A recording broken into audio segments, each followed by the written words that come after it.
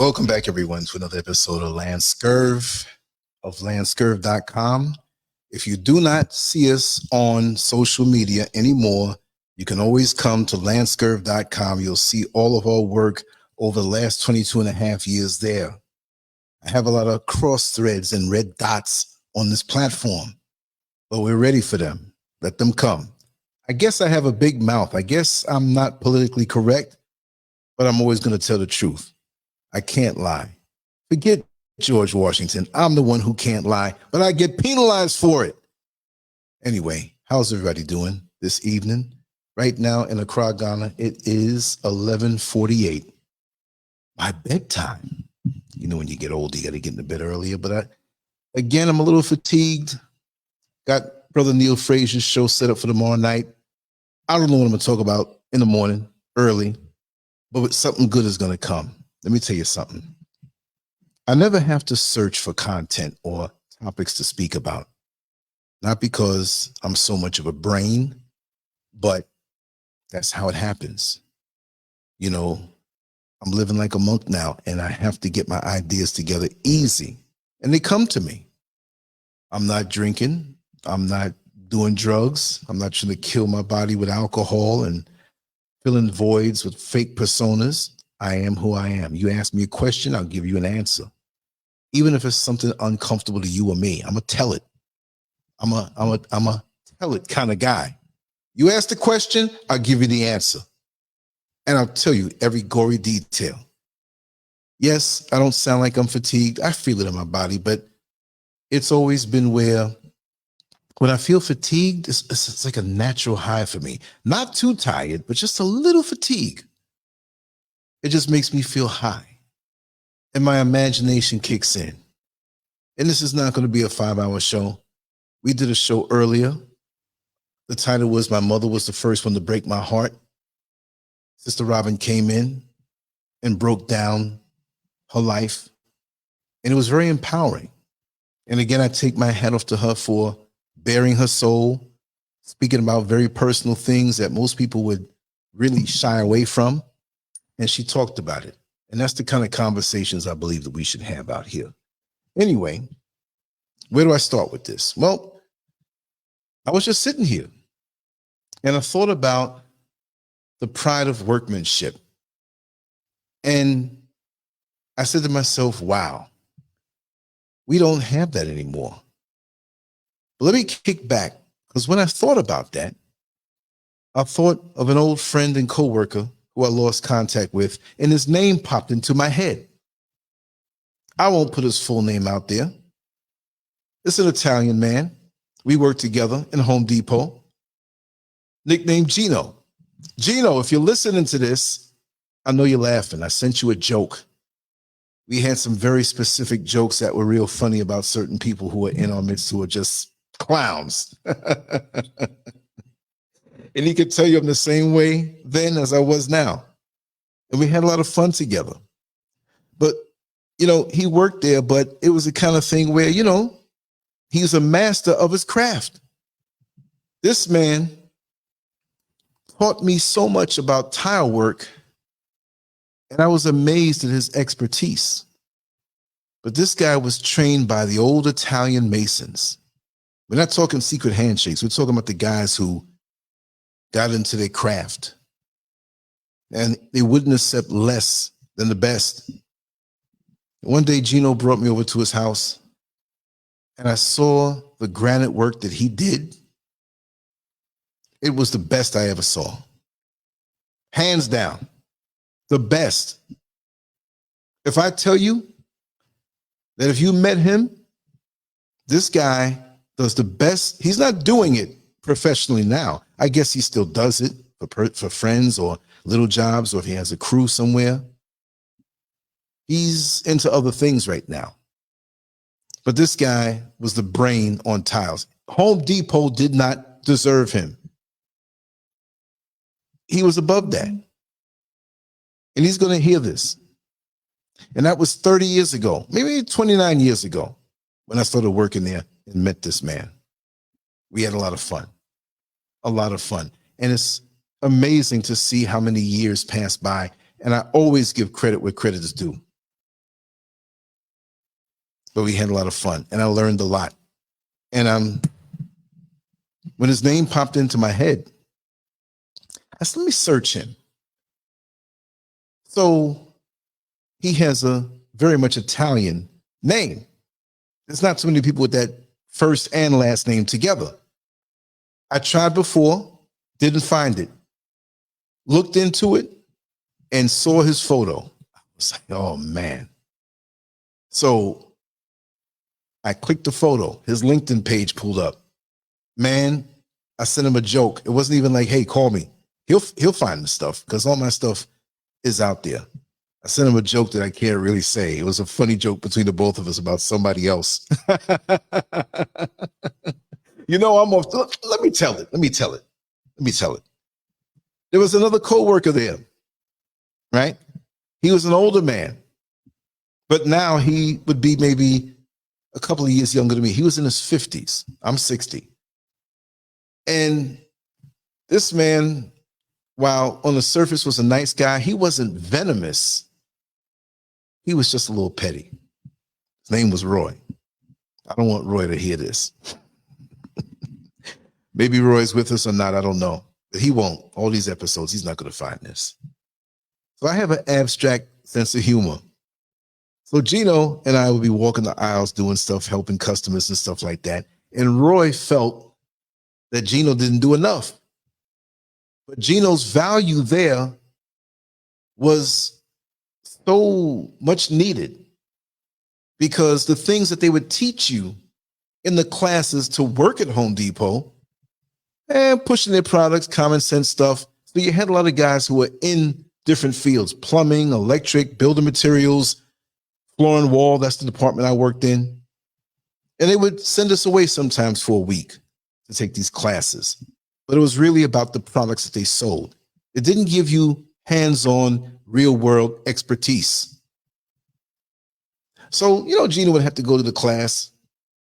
And I guess sometimes folks didn't dig him too tough because he knew more than the instructors. And he had an edge on him where, like, listen, I know more than you. But he was like Muhammad Ali. He could talk it, but he could walk it. I remember somebody, I believe it was in Italy, called him to ask him about a problem that he was having with the tile. I'm going to get him on the show, Gino. So the guy's like, wait a second. I'm seeing spots in my tile. I think it was marble. Yeah, it had to be marble because it was porous. Tiles are not porous. Granite's not porous, but marble is porous. You drop grape juice on the marble, you're messed up. So anyway, Gino quickly said, well, they used the wrong nails to hold down the board. What do you call it now? On the floor, you put extra plywood there, and they used the wrong nails that rusted, and the marble, after a while, the rust came up and showed in the marble slightly. You see what I mean? So, Brother Kevin, I was going to tell you I was going live. I'm still going to listen to those messages you sent me, and I'm going to hit you up after the show. I'm only going to be here about an hour. Yeah, when I say that, look out. It might be 2 or 3. I don't know. I'm a little fatigued, though. But I'm so enthusiastic about this and what we're doing now and the vibe we have now. Giant Gain, I see you. I love you. Sun glows rays. Yes, I see you. Greetings from North Carolina. Everybody, let us know where you are. And give a shout out to loved ones who are here, maybe have transitioned, your high school, your town, whatever. Right? Mozinga, I'm glad you've been liking the topics. I'm going to keep it coming. Kevin Clark, we go back to the 70s. Yes. If I have a book written about me, he's got to write a few chapters because he knows a lot of dirty little secrets of mine. It's like that. But anyway, the joke is, Roy didn't hate Gino. But Roy's the kind of guy that when a supervisor would come around, he'll start moving his hands, straightening up tiles, the Oriental rugs, the Asian rugs. He would start getting to be a busybody to try to prove to the supervisors, yes, I'm a hard worker. Gino didn't care. Folks would jump in the aisle. I didn't jump. I would just work. I didn't care who's around. But Gino would see a supervisor and lean up against the rack. Hey, how you doing, Ed? But they knew, the supervisors knew that he knew way more. So Roy, he didn't hate him, but he just despised him. Hate's a strong word, but he despised the fact that he had this confidence. That's what it really was. And he knew so much, and he wasn't fearful of supervisors because that was a kind of a pressure job. Back in those days when that store opened up, that was the first store on Rockaway Boulevard, right? In Queens, South Ozone Park store. Then one opened up in Brooklyn, and I don't know now, it's probably got to be a whole lot of them. So I'm a comedian, I'm a clown. So I said, you know what, Gino, you know, Roy despises you so much that when he's having sex, he calls out your name, not in a homosexual way, but he is having, I gotta say it decent, he's having sex with his woman, approaching orgasm, and he starts getting mad at you because he's feeling good. And he's saying, that damn Gino, I cannot stand him. Oh, baby, this feels good. But Gino does not deserve to feel this. And I know he's got girlfriends out there, that damn Gino. I said, man, that's got to be some kind of hate that you approach an orgasm and you call out the next man's name because you despise him because you're mad that he's getting sex too. Ain't that something? Maybe that's a little too adult for this particular show, but you'll know how it is. It's like with me, I got so many different gears. You got to realize it's almost like going to the freezer in the middle of the night and trying to get a cup of a swirl, the chocolate, strawberry, vanilla swirl ice cream in the dark. When you scoop that ice cream up, you might get mostly chocolate and a little strawberry and some vanilla. Or a lot of vanilla, a lot of strawberry, and no chocolate because you can't see what you're digging. So with me, when you come on the show, you just don't know. I hope I didn't insult anybody. I was like, oh, God, that guy, Lance, he's crazy. But I want to say, these days, society, many people, as they should, when they go to work, they just don't get giant game. You know I'm nuts. But you know, I'm a kind, gentle soul. But so many of us are so focused, and this is why I put money behind my image on this banner. This is not as detailed of a banner. I just whipped it up and threw it up. I said, okay. I was struggling. I was like, man, should I go to bed and just, nah, let's just do one more tonight. But today, everybody is about this thing, you know, and I'm not throwing off on younger folks, mind you. No age, but it is where the younger folks, and I'm not an old dude saying it's the younger folks. It's a lot of us too, right? We talk about getting the bag. We got to get the bag. That's the most important thing, is getting the bag. And I read you because the economy is really tough. We have to work twice as much now to get the same effect with our cash. And I have to say it again. I got to find my friend who used to ride with me on the bus in Orlando, Florida. And we did a show. He's an older white man. Well, I hope that he's still with us because, you know, you never know these days. Lots of times we're driving down the street and we're in a traffic jam and we see the rear windshield in front of us. And it'll be a dedication to somebody who's transitioned on. And the numbers might say 1993 to 2013, rest in peace, whoever. And it shocks you. You're like, whoa, this person only lived 20 years. They were born after me and they transitioned before me. It starts to make you say, hey, let me go get a checkup. Let me take care of myself. And I'm not going to say it bothers me, because you can't embrace life unless you embrace transition. And like I've always said before, we came from somewhere. You came out crying, pretty much. You know, you didn't come out and say, well, let me get the Sunday paper to catch up on what I need to know about the world now. No.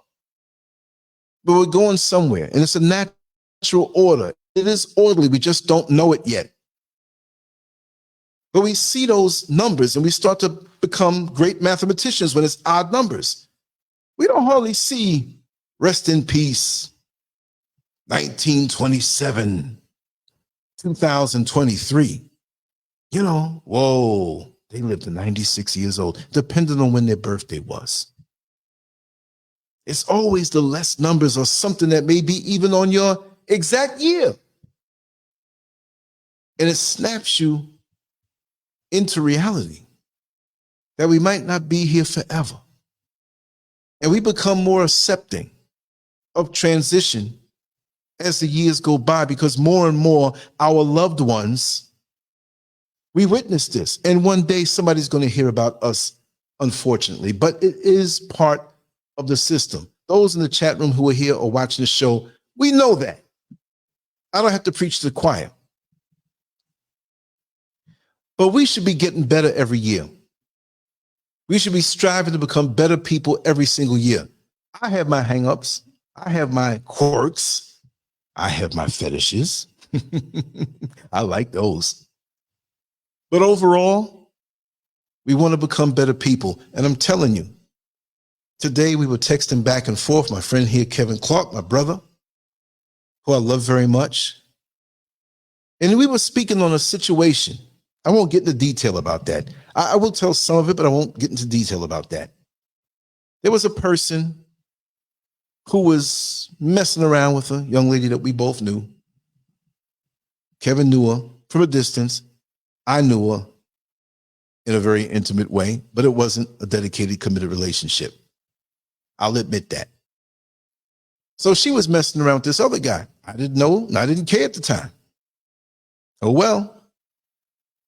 But evidently I heard that he had smacked her in the face, and then she turned around. I'm going to get my friend on you. And she described me at the time as a big, muscular, strong, whatever. That's what she said, Kevin, right? I mean, you could drop some lines in there to support the story. And he was scared because he didn't know me. It wasn't like he was scared of me. But he was, nobody wants to think of some big, muscular dude running up and, you know. And this guy wasn't an aggressive type, I don't believe. But, you know, he was a man. But the fear of the unknown had him going. So he approached my friend Kevin. My friend Kevin's like, listen, and this is why I say it was a big compliment. He said, listen, this guy, he may look a certain way, but he's not like that. Trust me, I've known him for a long, long time. That's not his character. And it isn't. I'm not going to start anything with somebody. I'm not going to fight over a woman. You know what I mean? But I'll fight over somebody else, meaning that if you bring harm to my loved ones, I'm going to get you. I'm not Superman, but you're going to feel like Superman was up in your ass. Excuse my French. But for me, you might be able to get away with smacking me and cussing me and whatever. It don't matter. I'm cool most of the time.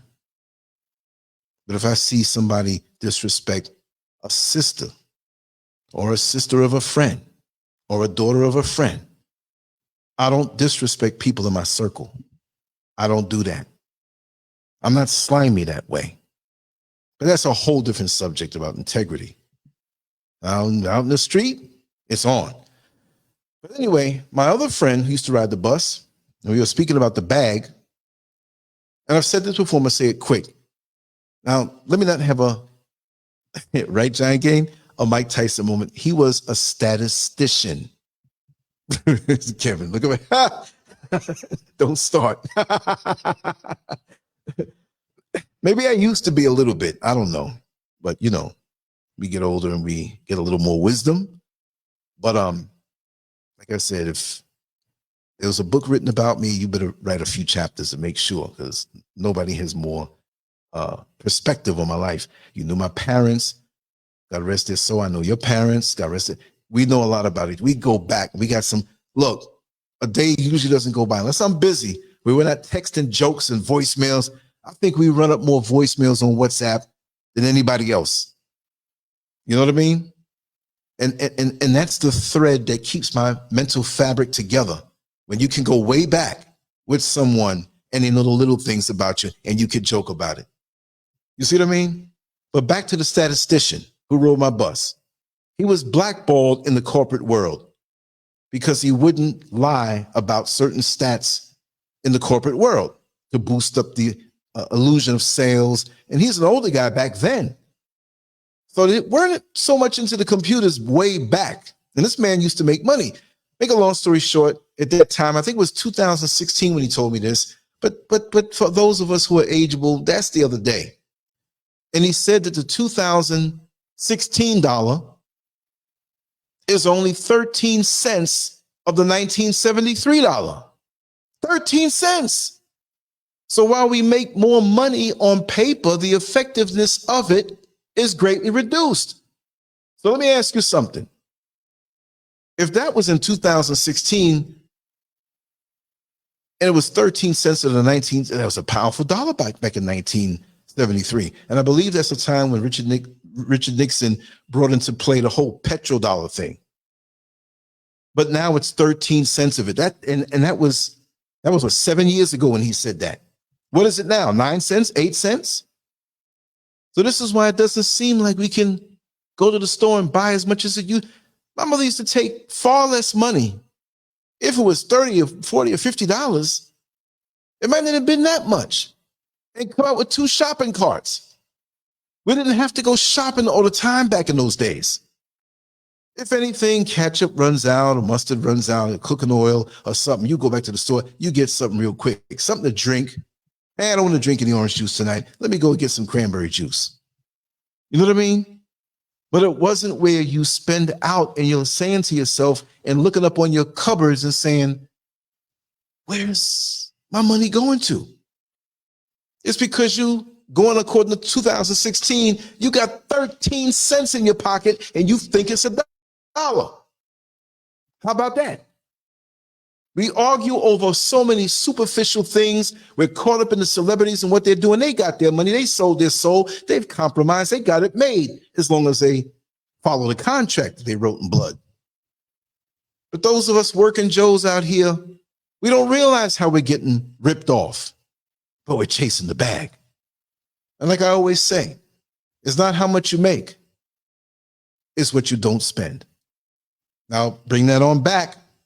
The title of this episode, and so much time is going on, and I've been rambling. I said I'll keep it to an hour, but it's already 25 minutes in. Oh, man, I'm going to be running my mouth and up late. But that's okay because I love all of you, and I love what I do. And I want to thank you all for giving me, I mean, I have life, but it's like you like the ketchup on the hamburger. You know, I don't eat hamburgers, ham, or what, you know, beef, but I still remember. Who wants to eat a dry hamburger with no ketchup or maybe a little mayonnaise on it? So you all of the ketchup and the mayonnaise. I look forward to this every single day. I'm an older guy. I still got a little juice in my fruit, for sure. But it makes every day joyous for me to be able to communicate. We rally around each other and share our ideas. Peaceful Pulley, how are you? Landon Price, how are you too? Yvonne, I'm glad you're here. Oshira Peace. Everybody else, I already acknowledged you. I'm not going to say the name twice. Now, I'm going to rant on. If I miss somebody, I'm not ignoring you. But get in the bag. We're so focused on, and this is what I noticed, getting the bag, but we don't have that pride of workmanship. Now, it doesn't mean you have to be a person laying tile like Gino used to do excellently, but he was a craftsman. And he had pride. And those old Italian masons that he learned from had pride. They weren't going for it to be less than perfect. And it would be spend extra time to make it right, but they did it right from the beginning. Now, and we're not just talking about tile work, we're just talking about integrity altogether. When you hire somebody to do work, whether it's electrical work or plumbing work or masonry work or carpentry, and it doesn't have to be in the building arena. You could be in the corporate world. You could be an educator.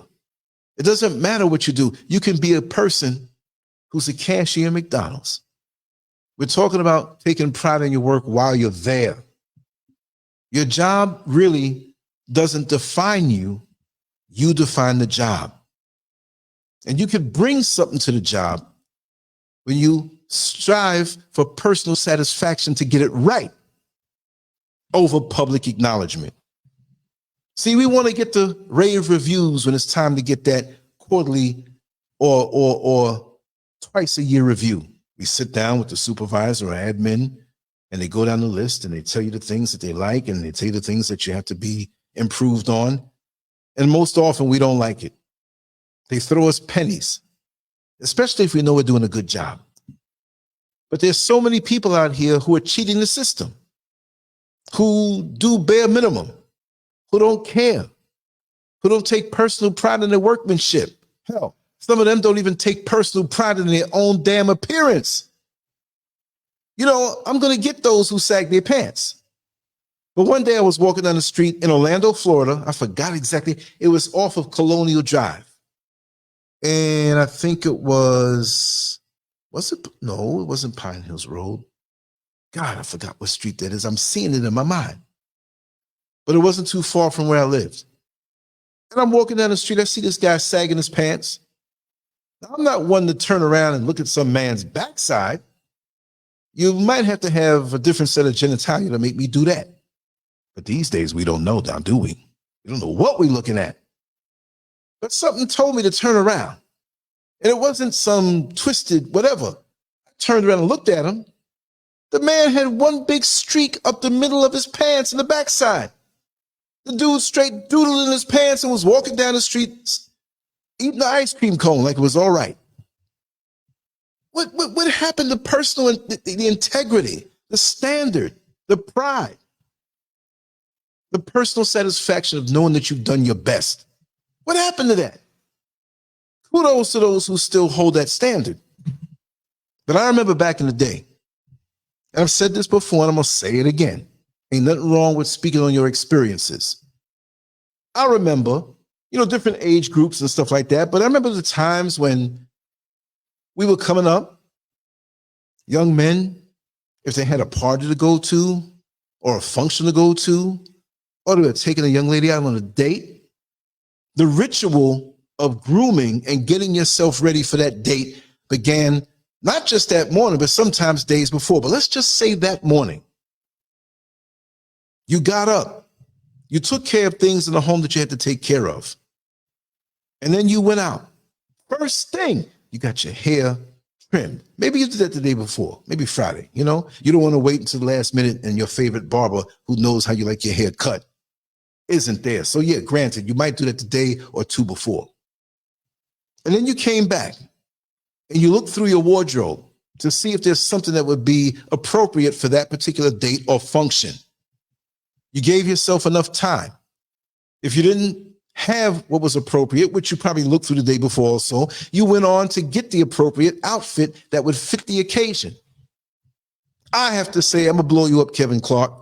I learned so much about dressing through you. And God rest his soul, your older brother, I'm not going to say his name unless you put his name down there out of respect, who was a master of all things culture, all things dressing and manners and how to shave and how to be a man on a different level, an exemplary man. And that's what we need more of in our community, right? So by the time you got everything, you had your hair trimmed, you got your wardrobe together. If you had a vehicle, you were going to have it washed and detailed. You were ready, and you had to be ready long before the date was on. And you took pride in yourself, personal satisfaction. What happened to that now? For the men and the women, I'm not going to say it's just the younger folks, but it is a lot of the younger generations coming up, because overall, there's so much buffoonery. We have so many different platforms of social media, ways to communicate. You mean we can't learn from what we see? Yes, she was also, I'm sorry for forgetting, she was. Oh man, this is a bloodline thing. It was in his family. And I learned just from being around them. His older brothers and sisters. She was, when she stepped down the street, respectfully. She didn't dress in a disrespectful way. She was very much a lady and very much alive right now. And she made sure down to the last detail, going to work and just being around. Now there's times I'm over my friend's Kevin's house, and she might have a robe on and she's resting or whatever. I mean, you're not going to just, but when she step out the door, oh man.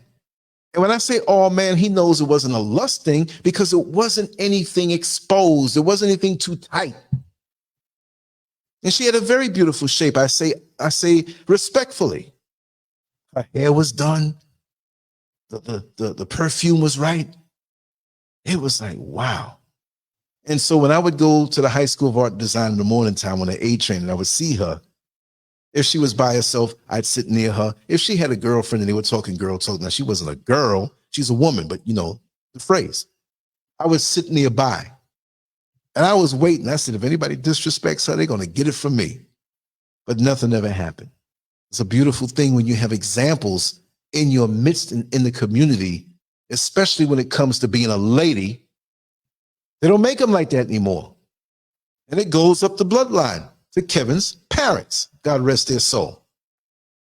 They raised a phenomenal family, and they were part of the community that I grew up in. And there's other people that we're going to talk about, right?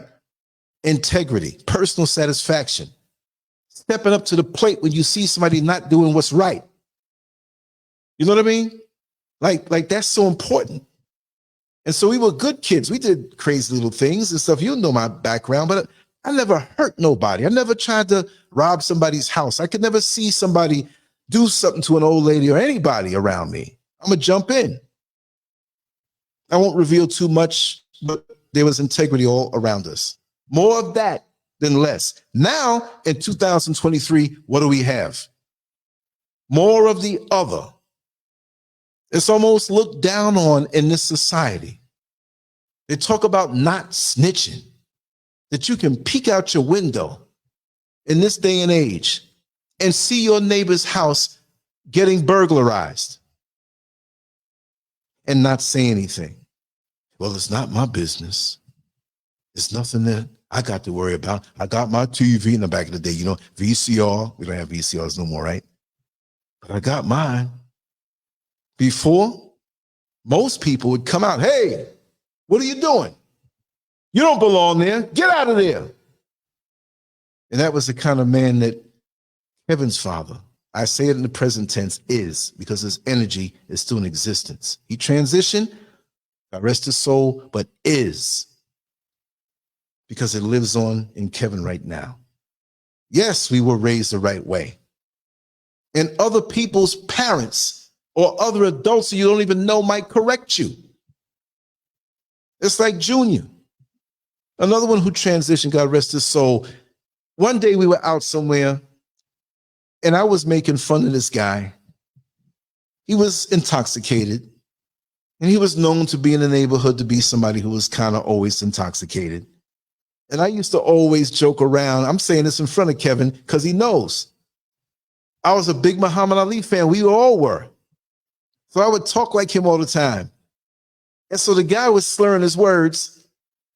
And I wasn't trying to be venomous, but I'm like, speak right, man. What are you talking about, man? You mean I knocked you over the head so hard? Whatever. And Junior came in and said, hey, listen, he's older than us. And he's the guy that Junior was the one that owned the gym that I first started competing out of. He said, listen, that's a grown man. You're supposed to give him respect. That's a grown man. That's not right. Don't do that. It caught me. He was right. Yeah, that's right. He said, that's a grown man that's disrespectful. This is way back in the late 70s, right? And I didn't say, F you. You can't tell me nothing. I say what I want. No. I was a decent kid. It humbled me. You're right. And I said, sorry. And we have lots of instances where our elders, even if they're just a couple years older than us, and even on standing on righteousness, an elder can be someone who's chronologically younger. I'm 60 years old. There's dudes that tell me things at 45 and 38. That's truth, and I have to submit to that. That's another level of growth, maturity, and understanding. But we learned a lot, and we learned how to be men, not males. There's a few who didn't. But now that seems to be the majority, and it seems to be the norm. And I don't like it. It has taken away the joy of what I look forward to when I got older. We all look forward to having that time where the sun shines so bright when we were younger, but the world changes now. And it's changed. So this is why I cling on to my brothers and sisters who I've known, who know that world, because as long as you can remember it and talk about it, it's always going to be alive inside of you. So people can say, hey, you're talking about that old stuff and the old music. Well, let us have that. Because chances are what we enjoyed back then is a whole lot sweeter than the filth and foolishness that's going on now. You see what I mean? Yeah, we went up in places sometimes, establishments that, you know, we wanted to see things, but we never bothered nobody. Oh, man, did you see her? Yeah, man. Where'd y'all go? Oh, we just went to the park. Good, clean fun, but we were good kids, right? They grew up to be good men. I'm a little cuckoo every now and then, but I don't think I'm that off. Pazzle 360, how are you doing? Yes, it's been a long time. It's been a long time. But personal satisfaction and pride in who we are. And when it comes to employment, working, making money, being on these jobs, whether you're on a job or you're self-employed. I mean, it was a different day back then. And we make a joke about that, Kevin. I used to always make a joke. One time I was going to take a girl out on a date, and the first thing out of her mouth when the girl brought me in to meet her mother, I think the father was at work. She looked me up and down. Young man, where are you employed? He was making sure. Not that I look like a drug dealer. And I don't think at that time that was something that's prevalent because, you know, crack came around 83, around in that time, more or less, depending on what part of the country you were in. That whole mentality and the trauma we endured in the Black community and across the country, in the world, you know, we weren't ready for that. And that helped to destroy the generation I came up in. You know, there's an older woman that I know. I got to reach out to her. I haven't spoken to her in a long time. I'll call her name, Sister Sally. You remember Sister Sally, Kevin? You never met her because I knew her in Florida, but we would talk about her. And she was in the 80s when I got to know her, driving and getting around, bright and everything, you know? And so she would always say a lot of things that stuck with me. A lot of things. And she was always on point and was always respectful. And she might crack a little halfway adult joke, and I'll chuckle like I was shamed, a little embarrassed. Now, y'all know, if you listen to the comedy shows that I do, I'm off the chain, but you have to show respect. But most of us want public acknowledgement, right? But it should be personal satisfaction over a public acknowledgement. But now it's public acknowledgement over personal satisfaction. When I say satisfaction, I'm not saying personal satisfaction. Like, oh, man, I had 5 orgasms last night. We're not talking about that. Anybody can have a sensuous reaction to glorified friction providers. We all do. How long has it been since you had your last orgasm? For some people, it's 5 minutes ago. For some, it's 10 years ago. Feel sorry for you. But I'm not talking about that. I'm talking about those who want the acknowledgement of being one who has integrity and work ethic, but they ain't doing a damn thing. Denise Horn, I was away from the phone. I saw you call me. I'm 5 hours ahead of you, but after this, give me about 15 minutes after the show, and I'm going to give you a call. I owe you a phone call for a long time. Good friend of mine from Florida. Good woman you are. Denise Horn. In the house. But anyway, we see social media. We don't want to put the work in. I'm not saying everybody. I'm not boosting myself, but I kind of think I kind of sort of put my little work in on my hobby here. Right? And I want to do more. So much more. Not even just because of what's online, or I talk a lot. I always talked a lot. I talk in my sleep. But I've committed to myself to make myself better. See, we come in as a blank slate, like a blackboard that was freshly erased and wiped down. You know, when you're in school, the monitor, the blackboard monitor, at the end of the period, you got to get the sponge in the water. You got to erase it first and leave it clean for the next class to come in and use. But we come in as a clean slate, but with life, which we don't know what's going to come. We take the bumps and the bruises in our psyche, in our spirit, in our soul, and sometimes on our body. Yeah, man, back in 1979, I got hit by the car. You see this big scar? Not me, I'm just using that as an example. Yes, greetings from Washington. Reese, how are you? Yes. Yeah. You know what, Denise? Still doing it. Doing it from back then. It's just part of me. I just love it. And I'm going to open up other areas of creativity and expression and go full time with it. You know? So I appreciate everybody sharing and liking and all, even the donations, whatever, which I'm not out here like, you know, I need it, but I got too much. I can't do that. I'd rather you see through my work ethic. See, because that can be transferred. But these days, we work hard to look like the real thing, but we don't work hard to be the real thing.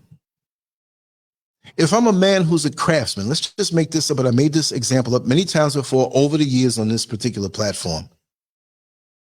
If you make with your hands good shoes, most of us go into the mall or go somewhere and order them or whatever. I told Kevin got a dope shoe collection too. I'm blowing you up here.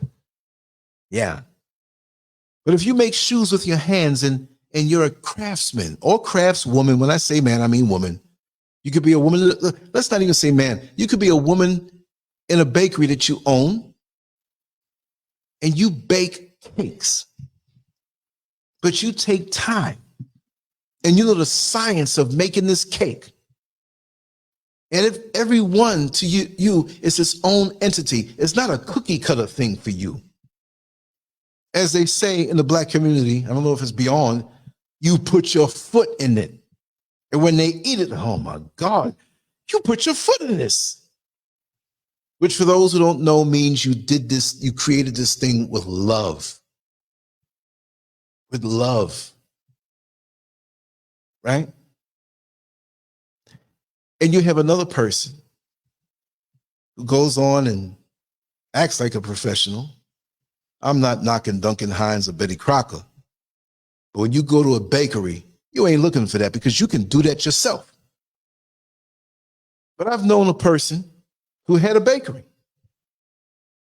And they were telling me the science of butter. The science of butter? They didn't say it like that, the science of butter. They were just telling me about the different types of butter that you use. You don't want to use that brand. You want to use this brand. And I bring this in from another country, this particular type of butter. I don't know where to go get it. And then you got to do this and you have to do that. It's like, whoa, just for a cake? And how they made their own frosting. And it had to have a certain amount of sugar, but not too much. And it was like, you don't want the icing to dominate the flavor of the cake. You want it to work along with the cake. This is why I like to listen to people who do things. They may not be college educated. They may not be degreed, but they know what they're doing. And they get a personal satisfaction from doing a great job. They go above and beyond. But it seems like everybody's trying to get over to do less and get paid more. Integrity, workmanship, hard work, dedication, like Floyd Mayweather says, hey, like him or not, I got a few bones to pick with him on things outside of the ring. But as a fighter, he did work hard. I never saw out of shape Floyd Mayweather. I never saw, he knew the rules. He did some things in the ring that were within the rules, but he did it. And he's undefeated. How many of us are undefeated in this life? Meaning that the moment we slack is when we take a loss. I'm not talking about the loss of a loved one, the loss of this or that. I'm talking about just with what we do. And when we have a reputation, we can't ride off of that reputation. Much is expected of us.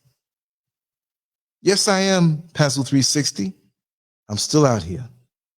We're broadcasting from out here, but it's just the same as when I was on the East Coast. That's where I started. That's where the time and everything will be, unless I happen to get up in the middle of the night, take a leak and say, let me go live. And so I haven't been doing set times, but pretty much when I wake up and before I go to bed. And sometimes in the middle, if I get footage outside, I'll throw that up too.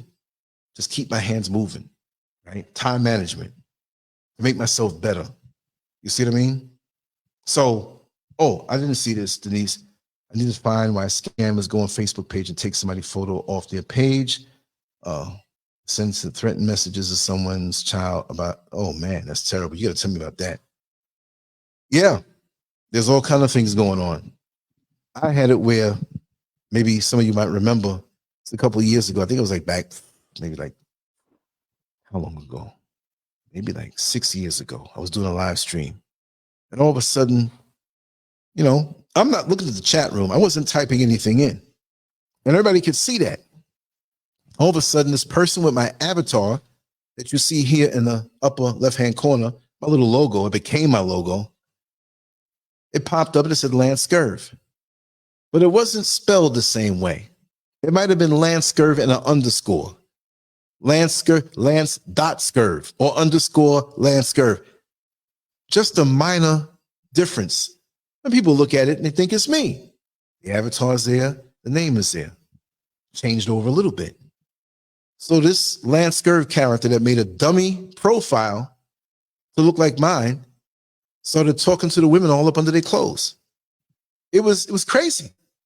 But because of my reputation, they knew that that wasn't me. First, they see me on the screen. I'm talking, I'm not typing. But even if I was typing, they knew that was not me because of my reputation. And I can tell some hellified dirty jokes.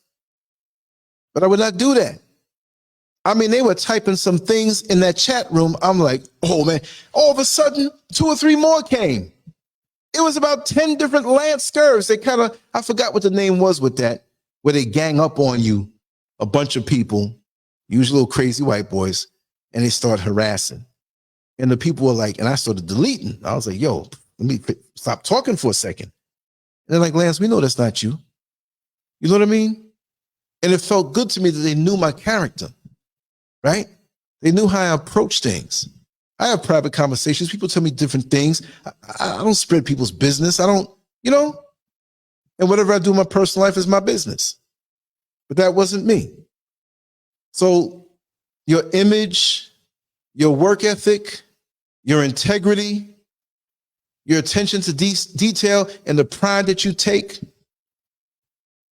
Everybody knows my father had his own little business. It wasn't something big. And he was getting to be an older man. But he would refinish floors and landmark properties where you had to know the proper stain in the wood that you did. He did the regular stuff too. But there were only a handful of people who could actually work on those landmark properties, refinishing these floors that look weathered. You could not alter or change the look. I learned a lot about that business, but when you grow up in something, sometimes you don't like it.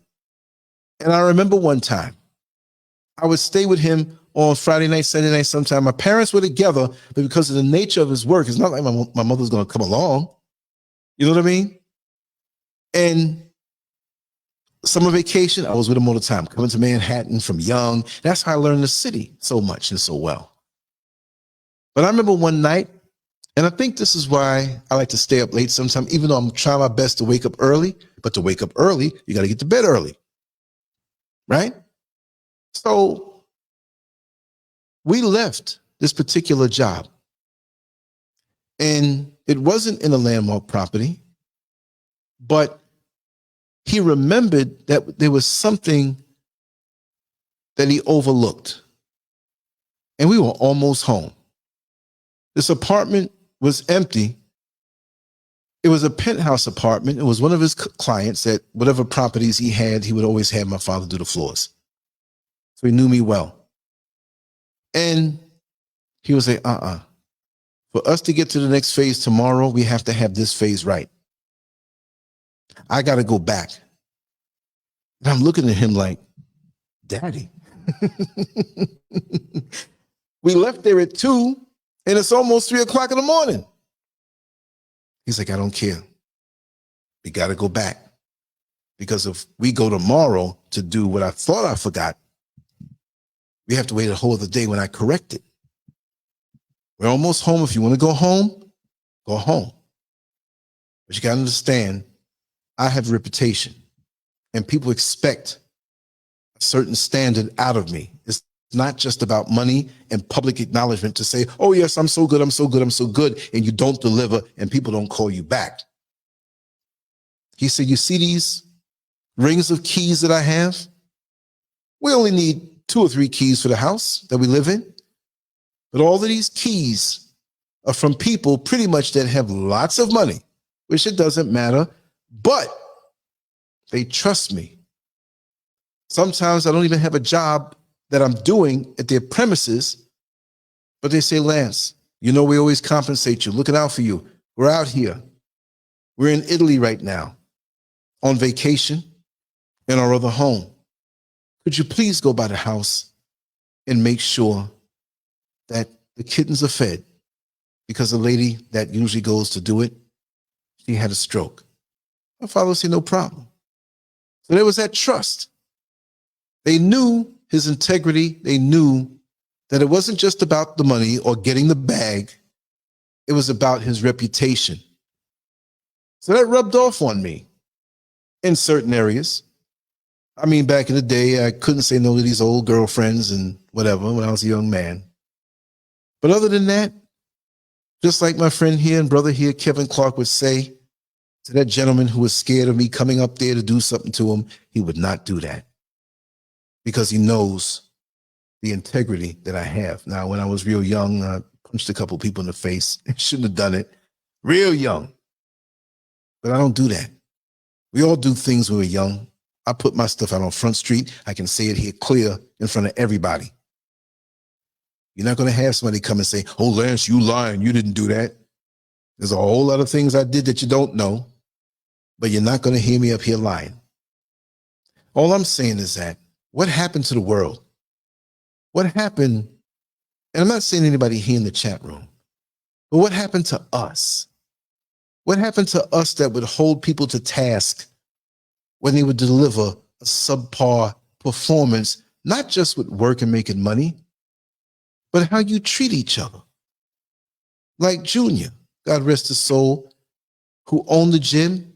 He was a buddy to us, but when it came time, if we stepped out of line slightly, just like when I was making fun of that drunk man, and I wasn't venomous with it. I was always a clown cracking jokes, and he straightened me out. That's disrespectful. He's a grown man. He's older than you. And I was under 18. So I had to accept it, even if I was over 18, even if I was older than all of them. The problem with us now, we don't take correction well. We're pompous, got our butts on our shoulders. We think we're running things when we're not.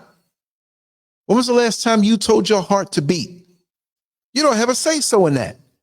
If your heart decides to stop beating, you can't do a damn thing. Show you how much power you got.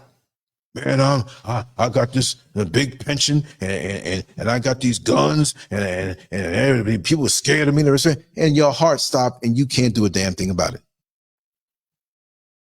When you go to bed, is there a battery or a button that says breathe for the next hour or next 8 hours? No. You go to sleep, you breathe, and you wake up. Did you control your breathing?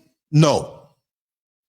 So we got to humble ourselves. And it doesn't mean when I say humble, like we get smacked in the head and don't know. We all got balls as men, and women have symbolic balls, meaning that's where testosterone comes from. That's where the aggression comes from. Not aggression out of control, but hey, Every animal out in the wild. And I'm out here in Africa, up in the mountains.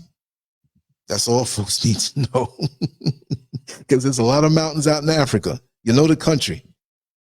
But every bug, every animal that I see has a means of defending itself, bar none.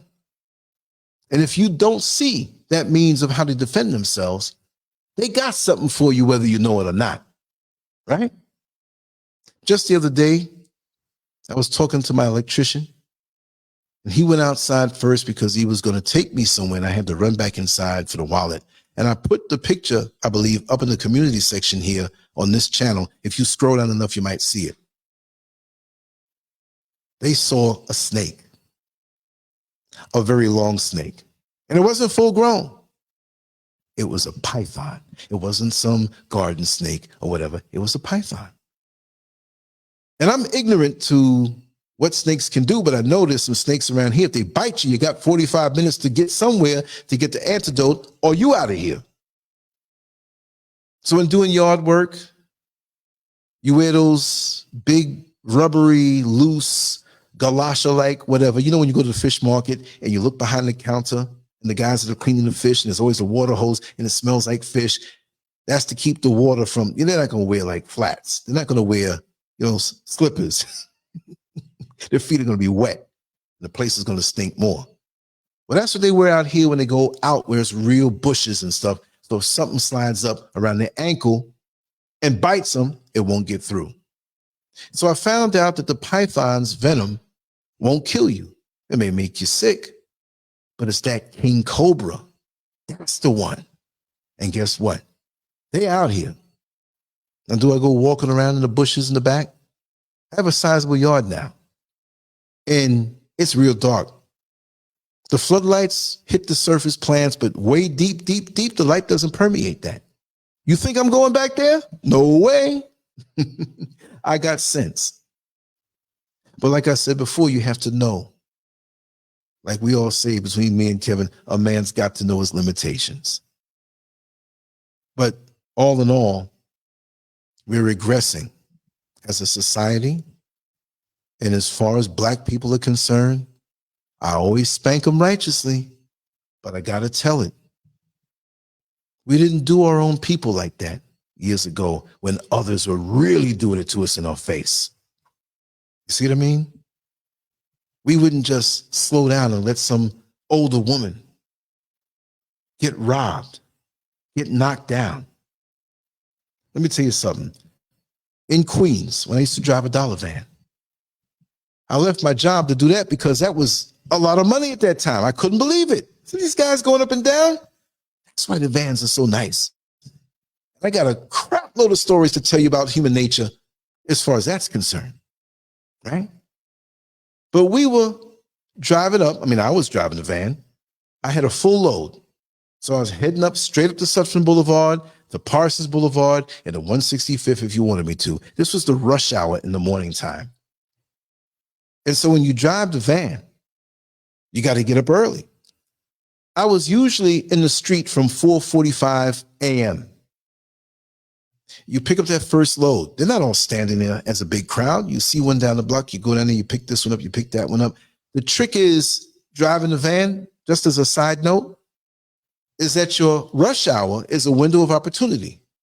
That you want to get a load from down where the houses are on your particular route to get them to the subway, not reckless, but swiftly and as fast as you can. It's like one big video game. There might be a car accident in front of you. You can go around the block. The bus has to sit there. You see? Once you drop the load off, you get back down as fast as you can. You don't stop and say, let me eat breakfast. Well, at the end of the rush hour, you're not going to have any money. You see? So at first, I didn't master that. So after a while, I was one of the best. Not better than anybody, but they're like, yo, and the work ethic that kicks in. I always had good work ethic if it's something I wanted to do. I'm a monster that way.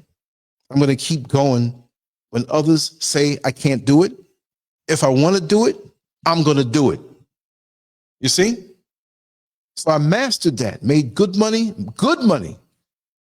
even on days that I designated as being off. Guys would call me from the road. Hey, Lance, man, this road is good, man. There's a lot of people out here that need to be picked up. I'm like, all right, I'm coming out. That's the way I was. But this one morning, I'm driving up Lincoln Street from Rockaway Boulevard, part of the Q9 route, which was 1 block away from me. And I could tell it now because I'm not there. I lived on 134th Street, and that route eventually went up 135th. I'm coming up on 135th Street from 111th Avenue toward 109th Avenue. And Kevin, right over there by Teddy Frazier's house, there was a young guy who knocked this woman down and took her purse right in front of our very eyes. And my van was a 7-passenger van. A passenger next to me in the front and 2 bench seats that held 3 people each. So it was 7 passengers. It didn't count me. When every man on that van, because it was 7 men, some were dressed for construction, some you could tell with the suit, tie, and blazer, they were in the corporate world. I got to know most of the people in the extended neighborhood because that's the neighborhood I grew up in. And, oh, Denise, it's scurvmedia@gmail.com. Scurv with no E after the V. I think it's in the description area below of YouTube, but I will, and I thank you so much for that. Let me just type it in just to make sure, because, you know, what I won't want you to do is send it to somebody else. You know what I mean? I made a mistake out here and did that in the system that's here, and I'll tell about that. That's a long story, but I'll tell about that. You got to be careful. That's my Zelle right there. I don't know if you need anything else, but that's it right there. That's the email that goes along directly to my Zelle. But it almost brought tears to my eyes that I got to the stop sign, and without even asking, these black men, all of them black men, the same black men that are demonized in the media, the same that are demonized by, unfortunately, some of our sisters who are foolish enough to make it seem like we're all bad. Just the same way there are brothers who make it seem like black women are all bad. Look, we may have our issues sometime because it's not an easy world to live in. But I know, just like Kevin's parents, my parents got arrested. So our community, we had some good examples of womanhood and manhood and relationships. If getting up and exploring the world, we dipped and did some things younger, and we, you know, that's life. But we had a solid foundation. Thank you so much. Yeah, the coffee thing is easier, I think. But you know, Big Genre Faves has been putting the links and stuff up there. And that's cool. I appreciate it. Thank you so much. It really makes a difference because now I'm on a limited income. And all this equipment is getting dust and getting age, and, you know, but it is, you know, I'll put the work in. And again, for anybody out here, if there's somebody worthwhile that you want to have come on the platform, fine. If you got something worthwhile to say, a story to tell, but it's got to be worthwhile. It can't be these weirdo entities that want to clog your system up. You ever see the plane that goes up and all the birds get caught in the engine? The plane might have to land. When you're doing something, sometime you attract these negative entities with smiling faces. Everybody here is cool tonight. And y'all don't know what I have to go through dealing with that, because I've been doing this for a number of years on so many different fronts. But back to the story. It brought tears to my eyes when my van emptied out. And the dude who was dressed in jeans and work boots and had his hard hat and his vest on ran just as hard as the corporate dude who didn't care about his outfit. They cared about that woman they saw that they could have said, oh, she's some more. That does. Oh, the guy's gone. They chased this guy all the way from 135th Street and 109th Avenue and caught him around the corner on the Van Wyck Expressway right there on 109th. They got him. They got him. But they realized he was very young and he was crying hard. He said, please let me explain. And these brothers had the wherewithal to understand that there was more to the story. And what was the rest of the story? Well, they already got him. They already called the cops. I happened to know that kid, and I didn't realize it was him. I was like, wait a second. No, he wouldn't do anything like that.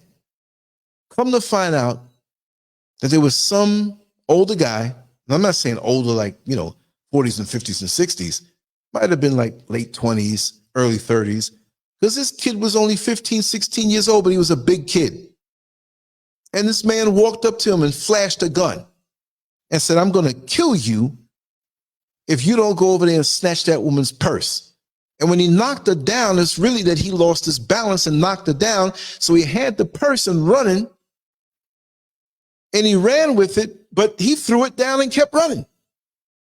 So he really didn't want it. And I know his father, I know him. And so those guys paid already. So I had other vans. I gave them the money I was going to make from that load. I said, bring them up. One guy's like, no, I'm going to call him from work, man. I'm going to make sure that everything is all right in this situation. Two guys stayed back. The other ones had to go. I had no problem with that. They gave their numbers so when the cops come, they can call them as a witness. Integrity. That could have been their mother out there. That could have been their grandmother out there. That could have been their daughter out there. That could have been their wife. Huh? What happened to the cohesiveness that we used to have in community? Even sometimes you're not really talking to a neighbor and getting along, you're still looked out. You're still looked out. The personal satisfaction of knowing that you're operating at the highest vibration that you can possibly vibrate on because you're seeking to improve yourself with every passing day. But no, we want to harbor 7 deadly sins, lustfulness, lust. And lust doesn't mean just sex, y'all. You could be lusting for power. You could be lusting after somebody's car, right? The envy, the gossip, bringing false witness, all of that stuff. That's not one of the 7 deadly sins, but, we harbor these things on the inside. We don't seek to improve, and we always show ourselves up because we want to look good. We want to say the right words. And this is why social media is a double-edged sword. It's a double-edged sword because we can create the image that we want. But look at this. Look at Denise Horn, who I've known for so long. Look at Kevin Clark, who I've known for so long, looking in their eyes. Others who have been online on my journey with me that they can come on and say, hey, I haven't seen you for a long time. It's been a long time. Isn't that something? Just like Pazzle 360, been a long time. Hey, Lance. I love this. This has been, I won't say substitute because this has become real because we know these days we do the cyberspace thing. For people who are maybe older, who don't adapt, I don't mess around with that. There was a time when a lot of people didn't want to even pay their bills online. They might take my money. Is this secure? And they've learned that pretty much you have scammers, but it's pretty safe. You have to be alert though. So this is the way of the modern day. And with that, and with those conveniences comes the dark side. Like when we say the dark web, there are entities out here who don't have that integrity and they will try their best to rip you off. Sometimes they're people you know, and sometimes it's people you don't know. They don't want to work. They don't want to do the right thing. So they just look to just devour. You got to be careful with that. But what happened to the world that we live in? Where we live in this fraudulent way where we all want to be perfect. If you look at my neck, I got a couple of little razor bumps there. I think I took 2 or 3 away. I'm going to admit that, right? But that's me. You see me on the live videos. I don't change my appearance. I let my mustache go a little closer to my nose now. Younger folks, man, what you trying to do, man? You little pencil, whatever. That's all played out. Get tired of hearing that. I said, okay, I'm gonna grow it in a little more. Thank you, Kofi. It's good to see you here. Good to see you here, seriously. So this has not become a substitute community. This is an extension of my real life community. Whether I've seen you face to face or not, at least we can have a compartmentalized place where we have some integrity and respect. Now, I know you go on other platforms. We have to. You know, look, if I had a store in the mall, a little shop in the mall, I wouldn't get mad if you went to the other shop. If I just sold shoes, I can't get mad if you go to the food court. I can't get mad if you go to buy a dress. I don't sell dresses. I don't sell food. But when you come around and you want what I have or the flavor of what I have, and sometimes you don't have the time. Yo, Lance, man, you're doing too many videos, man. I can't catch up. I'm good. I'm laughing at that. Because when you leave the restaurant, you want to leave full. Successful restaurants, you always have a doggy bag. Man, that food was good. I ate so much, but I don't know if I can kill that last plate. That's what they want. And then 2 minutes go by and you try to stuff another bite because the food was so good. So I'm not going to do a show once a week. I'm going to keep it coming. If I got the time, I'm going to do it. And I got the time now. Personal satisfaction over public acknowledgement. I'm not here just to be liked because I'm going to speak truth and it's going to step on people's toes sometime. I mean, YouTube has me shadow banned. They're removing subscribers. I thought it was getting better, but it's gotten worse. Lance, I was looking for your stuff, man, but I can't find it. I know I'm subscribed to you, so I punched in the name, went directly to your stuff, and I see that I'm unsubscribed. I said, that's what they're doing. Because if I had a mini skirt on and a wig and some lipstick and some makeup and some eyelashes looking like spiders on my eyes or electrical tape, this is the LANCESCURV show. Thank you for being here. We're tolerant of all things. No, see, if I was like that, shoot, that'd be a couple million subscribers because this society has changed. Now, I'm not knocking what you do behind closed doors. Do what you do. You do what you do and I do what I do. Do I do? I love you. Who made that? Was Stevie Wonder? What happened to those days? Even when music was music. And the musicians played real instruments. And you had real live concerts because they were masters of their craft. And to watch them do what they do was something that left you in amazement. Isn't that something? What happened? What in the hell happened? What happened to the old school restaurants that took pride in how they not only made the food, but how they presented it? And the waiters and waitresses that had a level of professionalism and just didn't toss stuff around. They made sure your cup was always filled. They made sure, even if they didn't feel good, to have a smile on their face. And oftentimes they knew your name. Used to be a time where we go to the bank and the tellers all knew our name. Sometimes you want to go where everybody knows your name. And they're always glad you came. I can tell a dirty joke on that one, right? No, but you wanna be somewhere where you feel a part of it. It used to be where maybe a mile or two away from where I lived, or 3, or maybe more. In my neighborhood growing up, Kevin can tell you that we felt at home already because we knew the people. We knew the community. There were some bad apples there, but we knew them. That's Mr. So-and-so, and that's what he does for a living. And you 2-3 miles from your house, you knowing everybody. Now, you have a next door neighbor, you don't even know them anymore. You see them, you might wave, and one night you see the cops out in front of his house. What happened? Oh, he killed his family. What the hell? You know what I mean? You just don't know. But in public, we all look good. We all dress up to take the right pictures. We all go, I'm not saying we all do this, but I've caught people in the mall parking lot leaning up against an expensive luxury car and having a friend take pictures, and it later on becomes the banner on their Facebook page to give the image that I'm driving a Lamborghini. There's so many ways to become fraudulent now. You have AI.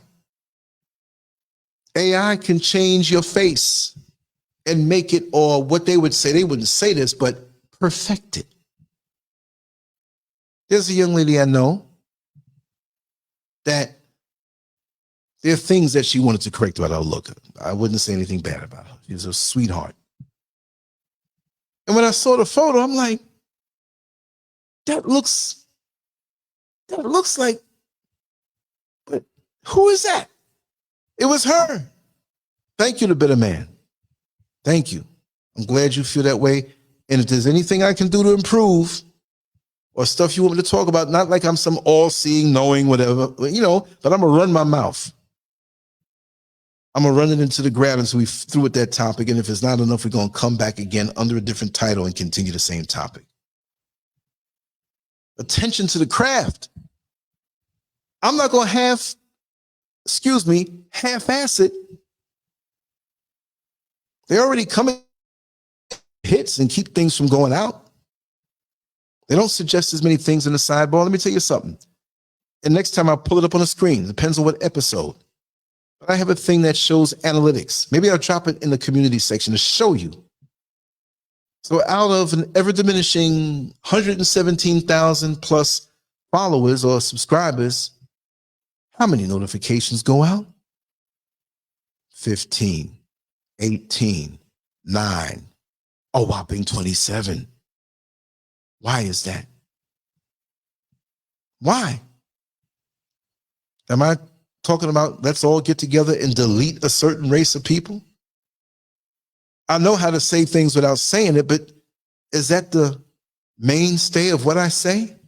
I know I can be fiery, and the older stuff is fiery, and some new stuff is going to be fiery, but because of censorship, which is really say what we want you to say, you can't say what you talk about. Freedom of speech.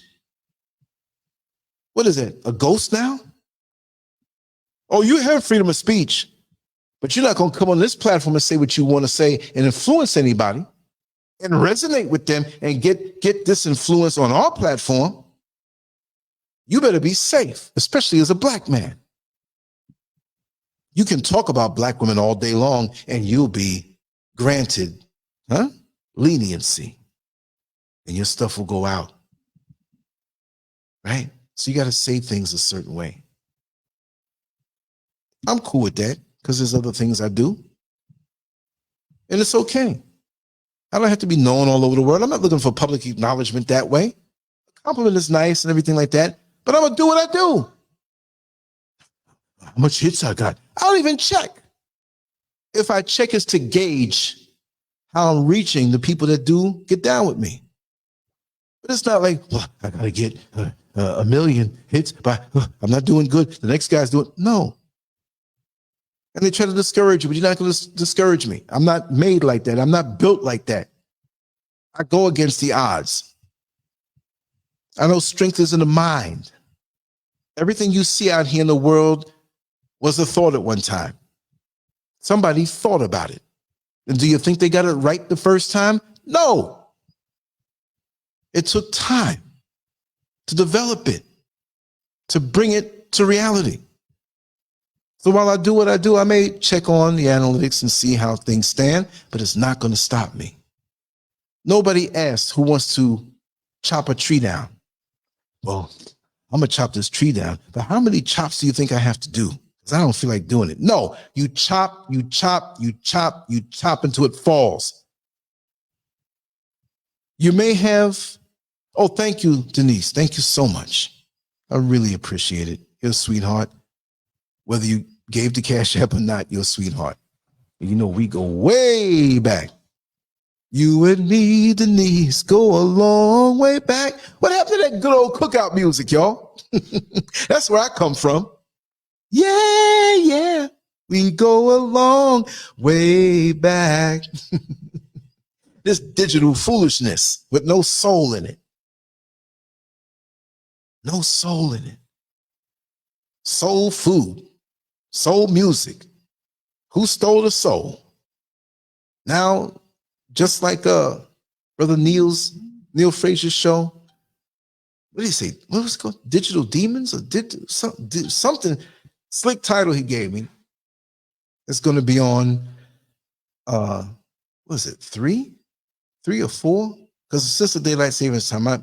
My perception, I'm over here in West Africa, so I'm 5 hours ahead now. And that 1 hour difference, man, that makes a difference. So if I want to do a night show, if I want to do a show 10 o'clock at night, 5 hours, I better start 3 o'clock in the morning.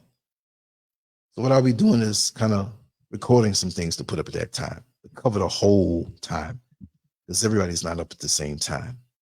Oh, yes, and a lot of fun. Yes, indeed. But yeah, I'm soon going to wrap it down. When I started, I said it wouldn't be long, but here I am at 100. And I know I'm getting tired now. An hour and 23 minutes. Because I'm coming right back as soon as I wake up. So it's not like, oh, he's cutting it short. We ain't going to see him for a week or two. No, I don't do that. There were times when it was getting kind of lean and I had other things to do. Look, it's not easy moving to another country, but that's neither here nor there. So now I can give a little more time. Give me just a little more time. And this platform will surely grow. Just come and just share, y'all. Hit the like button. I'm not saying to like me. If you don't like me, don't like me. But if you like the platform stuff, just when you come on in, just hit that button. It really helps with the algorithms. You know? And you got some people who don't even want to do that. I'm not begging. I'm just saying, hey, I put the time with this banner to come up with a topic. I got a crap load of content in my heart from experiences from which I can draw from. You throw up a topic, I can talk about it. I know that much or something about it. They got other great platforms out here other than me. So I'm not competing with nobody. But we got to build a community beyond just YouTube. There's LANCESCURV.com, and I'm on all the podcasting platforms. So if I get knocked off here, you know, if they Malcolm X me or Martin Luther King Jr. me, as far as digital is concerned, I'm not saying in actuality, we don't want that. But there's other places to go where the work is.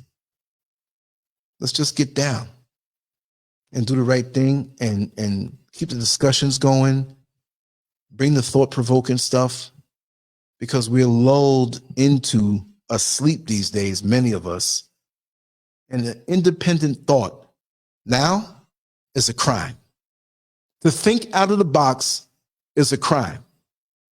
Like I said many times before, I've noticed in schools, especially elementary schools, that first line of the outside world that many of our children had to go through. I'll say it. Elementary school way back in the day, it may not have been pristine. We know the agenda of certain people, but it was a whole lot better today. I mean, then than today, not today. Overcrowded, teachers who don't care. There were some teachers back in the day when I went to school that really cared. And they wanted to teach.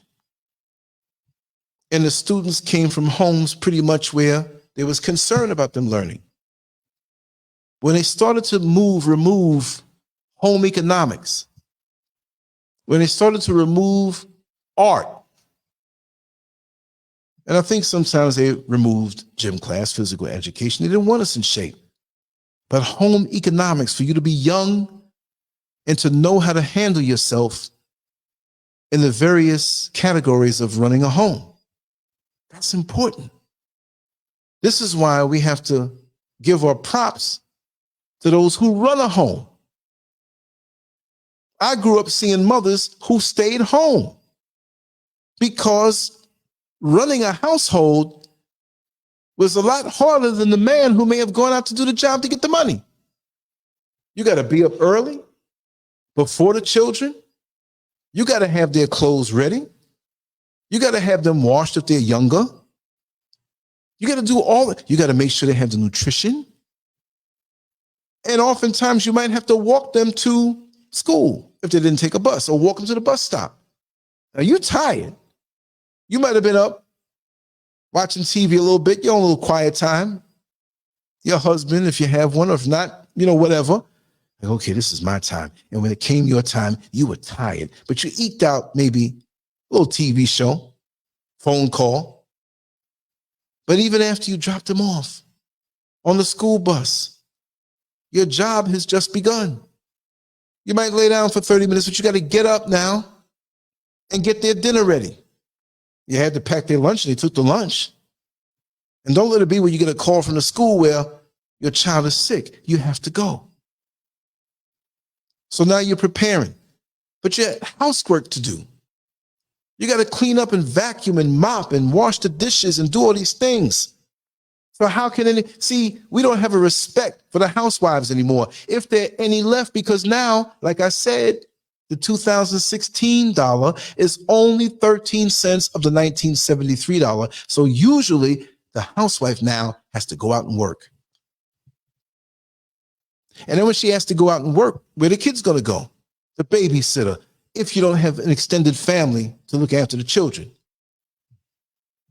The nuclear family in the Black community is being destroyed because now we got to pay for everything. Pay for the babysitter. Oh, we got to have somebody come by and help us. We got to pay them. Pay. And everything's expensive. And yes, we have certain families that may be subsidized by the government, but they're offering and telling you what to get. Well, you have these welfare vouchers to get all the dairy you want and clog up your system and have mucus and have sickness later on. They know what they're doing. It's from so many different angles. What happened to the families? What happened to the respect? What happened to all of that? The personal satisfaction that a housewife would get as a mother, as a wife, as a neighbor, as somebody who's doing a real job. Here in the motherland, they got their issues. They got a lot of issues here because the West is influencing the minds of those who had a system in place that brought up people very strong. They have their idea of what America is like, and usually it's off because they got that smartphone in their hand, which is dumbing them down. And their perceptions of America, it's heaven. I want to go there. I'm going to make all this money. Everybody's driving new cars, but see, these guys here don't understand about credit. When you get a car here, you got to pay cash. Unless you have a government job, and they ain't going to give you too much credit. And unless you're affluent, right? So there's a lot of things we got to learn. A lot of things we got to go back to. Because the way we're going now, no good. No good. We can't look at ourselves as a singular entity. We still have to see ourselves as a community. Because it's that mindset that's going to preserve us and keep us strong for our children, grandchildren, and even after we're gone. And I'm going to end on this. A good father, or let's just start with the bad father. The mentality. He's in the home. He's paying bills, but he has a bad mentality. And what is a bad mentality? Pompous, self-centered, and thinks he's running everything. Never gives the wife the respect that he comes home to a good meal, a clean home, clothes clean, orderly, folded away. She did that, usually when she's tired. Then you still want to come home and have the behind closed doors, after hours, festivities, and she might be dog tired and she still tightens you up. But the bad father will say, you all better be glad I'm here, because if something happened to me, you'll be up Craps Creek if I ain't here. What kind of way is that of thinking? See, the good father will say, listen, we all have to transition. And I'm a little older than you, so it might be me. It may not. A lot of us are burying our children. But it might be me. That being said, I want to set you all up, not just with an insurance check if something happens to me, but I want to impart and give you the wisdom that you're going to need to go on. I want to subsidize you with some property that, if not paid for, is damn near paid for. But I want to leave the system of my family so strong that if you remove me from the equation, they'll go on just as strong and snowball up and gain momentum and get stronger as time goes by, because I did a good job for all of you. I am just a part of this system, of our family, but I understand, an important part, but no better than your mother. No better than you, because you're the future. So that's the difference. A lot of us are walking around pumped up thinking, yeah, and they put you down in the ground just like anybody else, right? And 100 years from now, just like that meme I've been speaking about that's circulating on Facebook and Instagram, 100 years from now, most, we're not even going to be, our names are not going to even be mentioned. LANCESCURV, who's that? He did what? Could you imagine the technology that's there if the world doesn't destroy itself now from the egocentric leaders and twisted demonic entities out here? We don't know what's going on the top. And I'm not saying it's the top and we're in the bottom, on the top as far as what the world considers the top, because that's not the top. They're not acting like the top. The top rules with wisdom. The top understands that this earth belongs to everybody and you have your part and I stay out of your business. If morally you're doing something wrong, I got to say something and maybe do something, but no, they're fighting for resources. Like kids grabbing for candy when that other kid with the blindfolds on at the birthday party hits the piñata that's up there and all the candy comes spilling down. And now the world that we lived in is gone. And as people transition, a piece of our world goes. A little bit at a time. It's like being in a room that's fully furnished and you go to the bathroom and you come back and 2 chairs from the dining room table's gone. Well, you can sit on another one. You look out the window, you come back, another chair is gone. You go upstairs for a second, come down, take a nap. You come back downstairs, the couch is gone. After a while, it's like, wait a second, there's nowhere to sit. There's nowhere to eat. Where are my utensils? Where's the stove at? Our world shrinks. But it doesn't have to if we maintain that certain level of community, where as we get older, we're honored and respected. In many African cultures, the elders are not just olders. See, a lot of the people in the West with the Western thinking, I'm not going to put America down because we got some very wise people there. But we don't respect the elders anymore.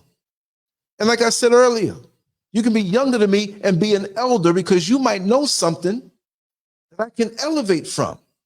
You understand? It doesn't have to be where, oh, I'm older than you, because some people are older. And like I said, we got a lot of old fools out here.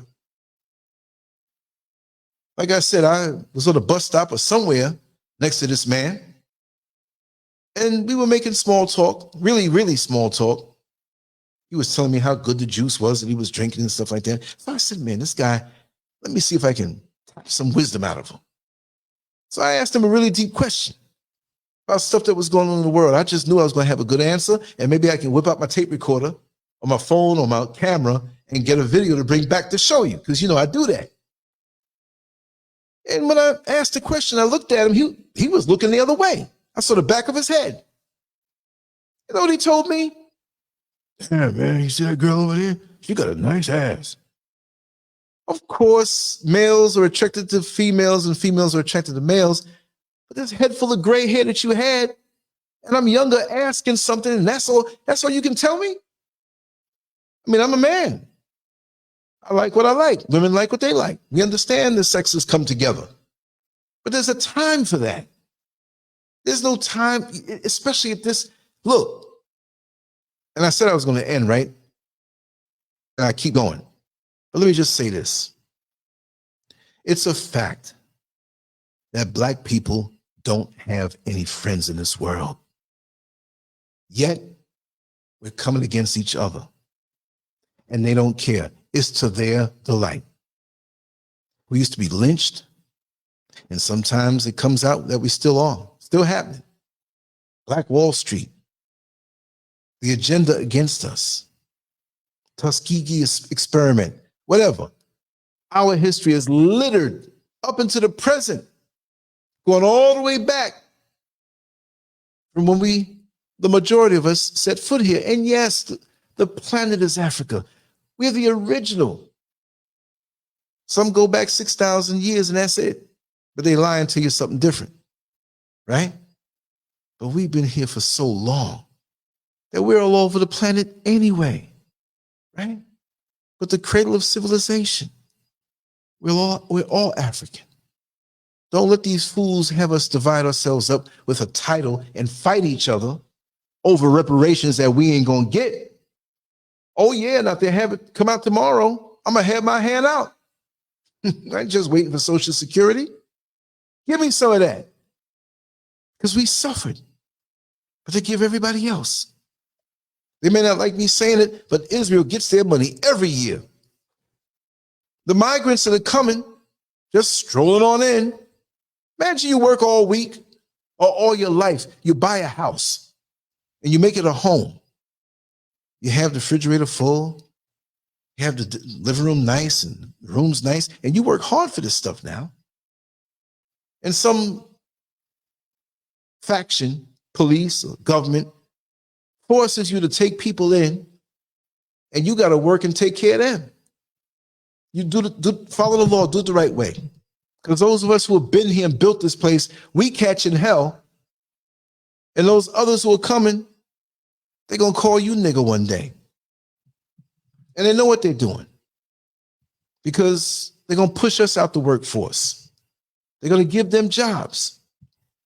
They're actually going to have them also fighting wars. And they're going to give them status over you and I. Is this hate talk? No, but you can see the trajectory. If I say 2, 4, 6, 8, come on. Only a fool would not know the next one is 10. Look at where we're going. And look how we treat each other. We get online and accuse people that we haven't looked in their face of different things. Well, that one trying to get next to that one. Come on, y'all. Come on. What is wrong with us? This is 2023. 2023. I remember in the 60s, I might have been 4 years old or 5 years old. 5 years old, I think I was. It was 1968. Because I was born in 63. I said, Mommy, how old am I going to be in the year 2000? Because the year 2000, the 2000, I'm thinking it's going to be like the Jetsons. Here's George Jetson,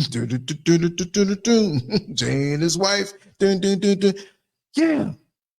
Son, you're going to be 37 years old. I said, Mommy, that's old. I'm going to be 37 in the year 2000. Oh, no.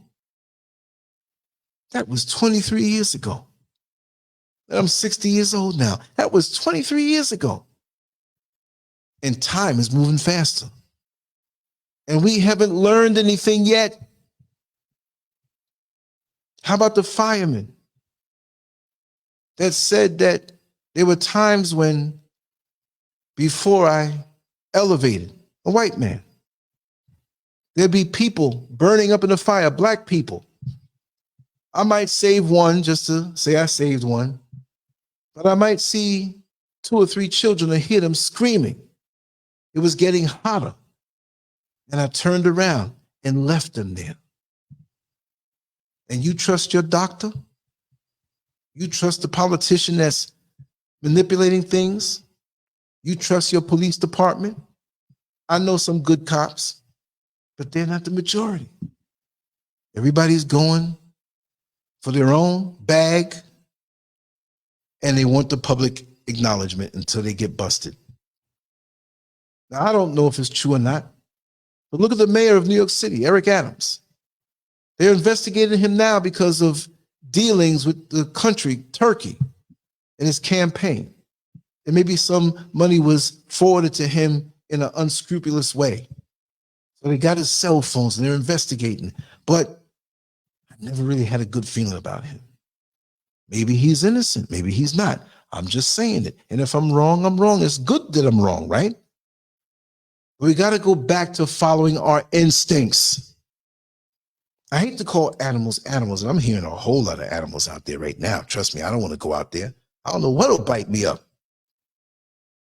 But animals have more sense in the fact that they follow their instincts because that's all they have to survive. And we got instincts. And we got all this digital distraction in our face. All of our carnal desires that are taking over. Yeah, behind closed doors, do what you do. We're so superficial and want to look this way and look that way, not knowing how much time we have.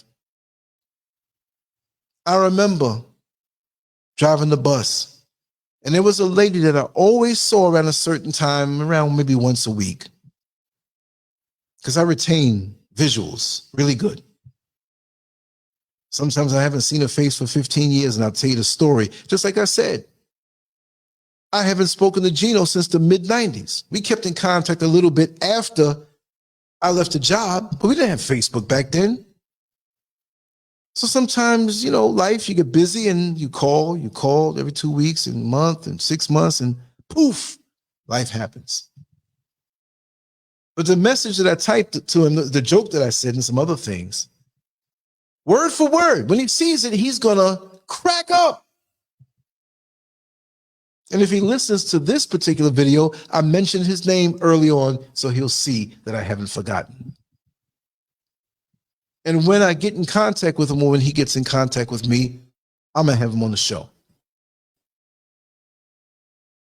I definitely want to have him on the show.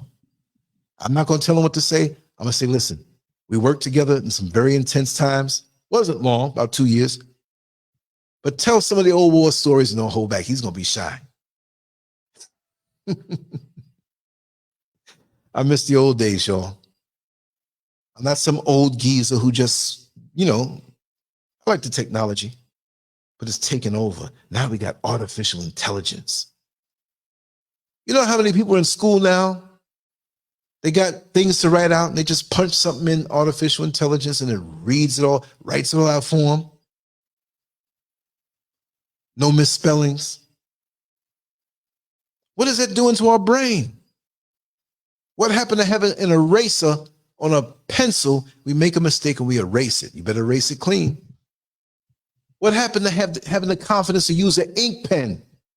And you better write something and you better finish on that last line and fill up the last line and don't go on the back side of the page. And that's it. And if you mess up, you rip it up, you throw it away, and you start all over again. What happened to those days? We were tougher. We were stronger. We had a more sense of purpose. But now we're just floating around and yeah, okay. That's wrong. And look where it's going. A lot of our children, I hate to say it, have no connection to anything righteous and have become stone cold murderers because they want something. What was the child? What was his age? The one who killed his mother, I believe, because he wanted a PlayStation. Huh? What? If my mother and father weren't getting it, she'd tell me no. And I better not even have an expression on my face that I don't like it. You can't question those things back in the day. So the wool has been pulled over our eyes. The veil has been pulled over our eyes. And we don't see reality as we should. We have all of these things in our head. Our perception of time is thrown off. Because while it's nice to go on YouTube and play an old song, I don't knock you because I play old music all the time. But it had the righteous vibration. I forgot, what's the megahertz, y'all, that it used to be? And they changed it, right? But we still have to keep a hold on the present to build a future. Because this present is going to be the past, and the future we hope for is going to be here as the present. So you should always be striving for the future. But we get caught up and we become arrested in our own little bubbles, mentally, physically, and spiritually. There you go, Giant Game. Thank you. 432. I kind of knew that. Yeah, it's easy to say now after you said it, right? But I didn't want to embarrass myself.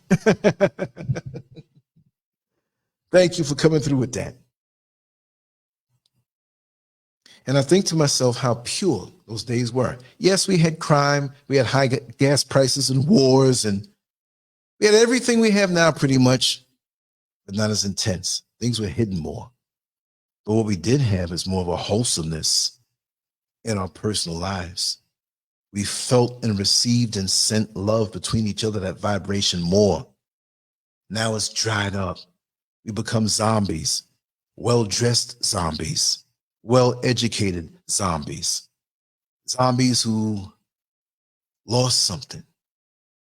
They say sometimes when a person's crazy, oh, he's missing a screw. We missing all. I'd rather we just missed the screw because there's a whole lot that we have missing. A whole lot. And we don't even realize it. So how are we going to make it in the afterlife if we can't hold on to the integrity and those real attributes in the present? You ain't studying for the test. How you going to pass the test when the test come? How?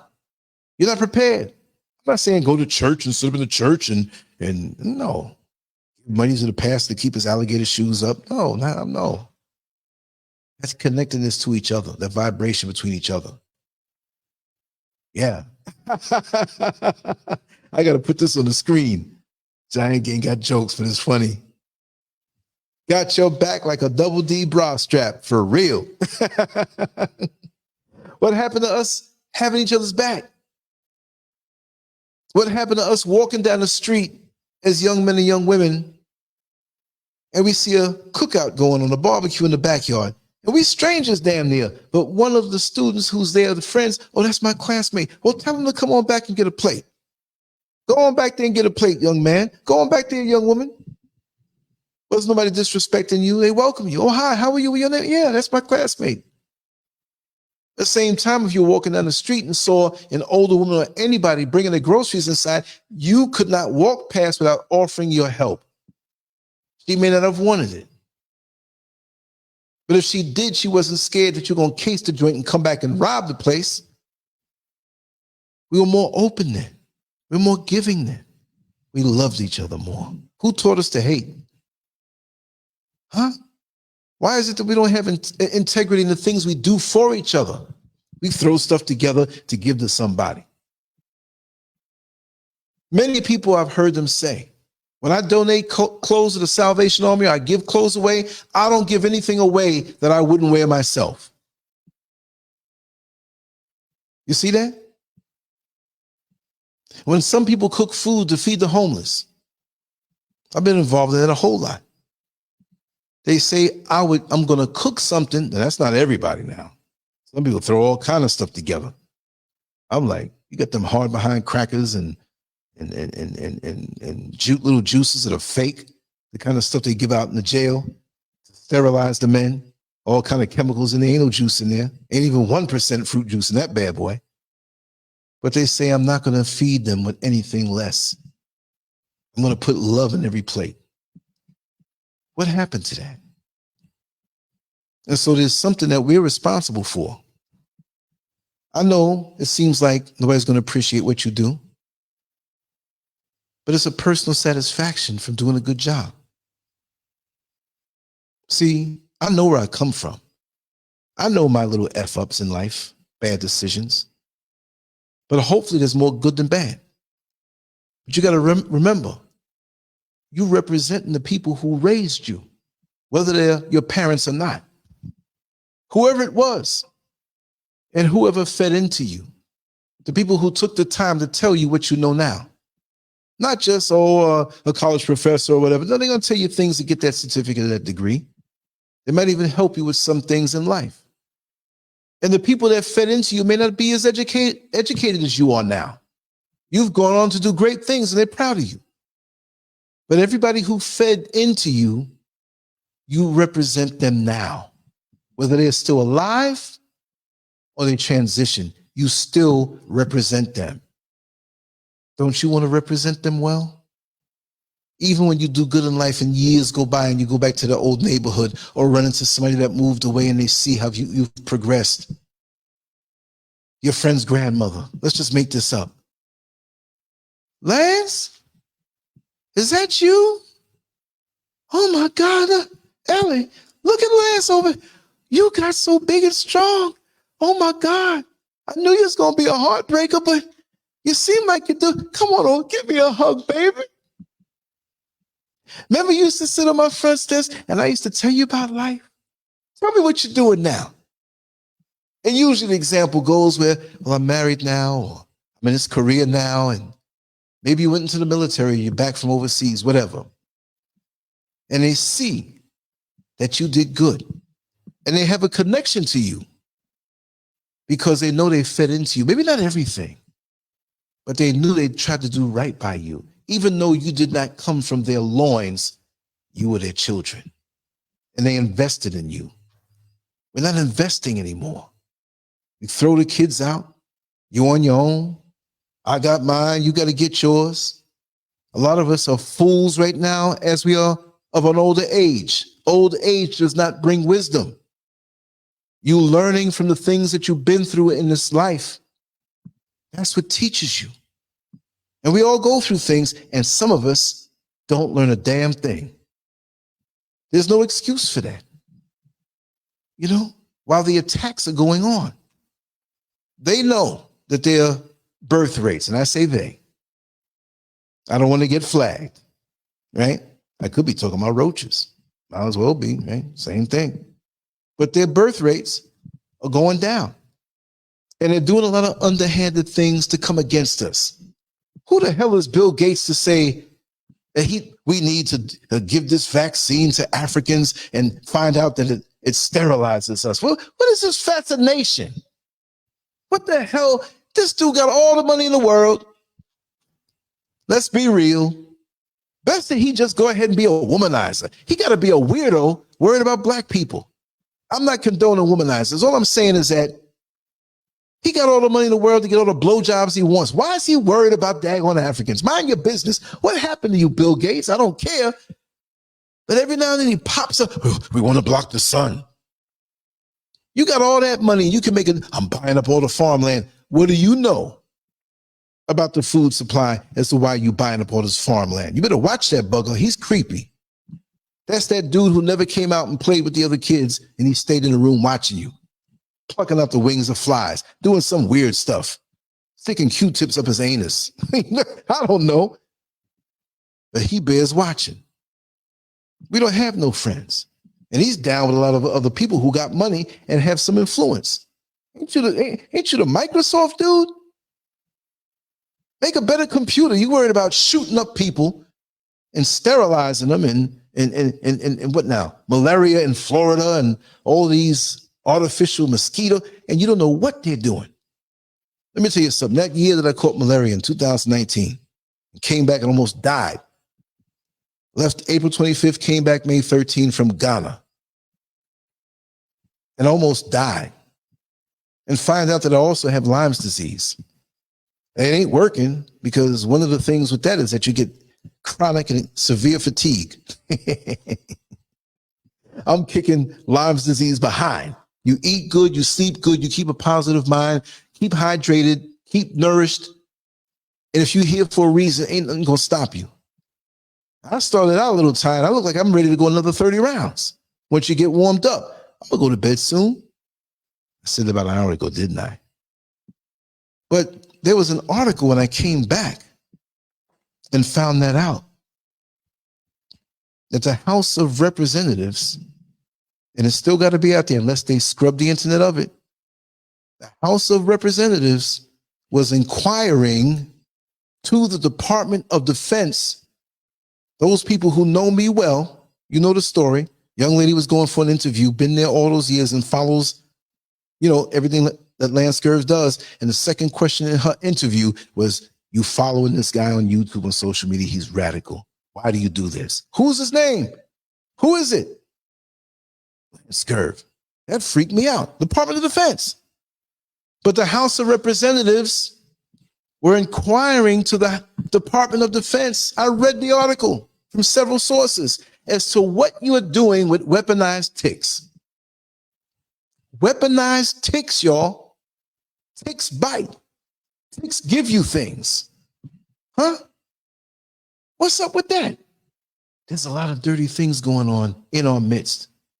They find out with the majority of poor Black neighborhoods, right, that they live near toxic dumps. The one who's running for president now, the Kennedy, he found that out years ago. And I happen to find out that the Paramore area that has been gentrified in Orlando, Florida, all types of toxic chemicals in the soil. And I used to do videos. I'm here now. She's still there. I'm going to bring her on. Maybe on a split screen, Lawana Geltzer. I'm not going to say low level, but she wasn't running for mayor, but she was going for District 5 city commissioner. And I would do videos for her that she could share so she can get the vote. She never got it because, okay, she was a truth teller. And they came against her. So I have a lot of experience with different categories and offering yourself to say, hey, I'll do this for you. And you gain knowledge that way. Community. Unity is in that word, community. C-O, with, right? Unity. Where is it? We don't have it no more. We have just neighborhoods. We don't take pride in our work ethic. We don't take pride in how we speak, how we communicate. We don't take pride in, I'm not saying anybody here. And again, I take my hat off to those who do this. But we don't have it anymore. We're not looking to preserve it.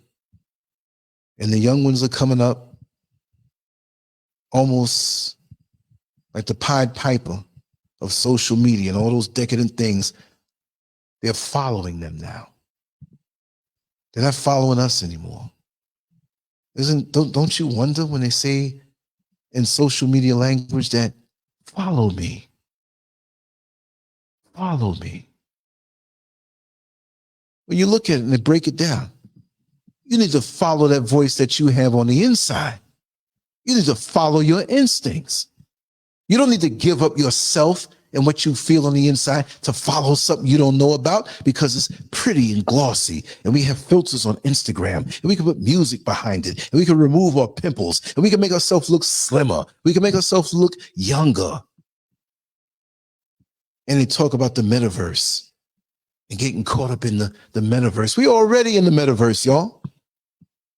We're already walking around seeing reality around us, but we don't see it because something got straight to our brain. You ever see a heroin addict? He's standing right there next to you, nodding out.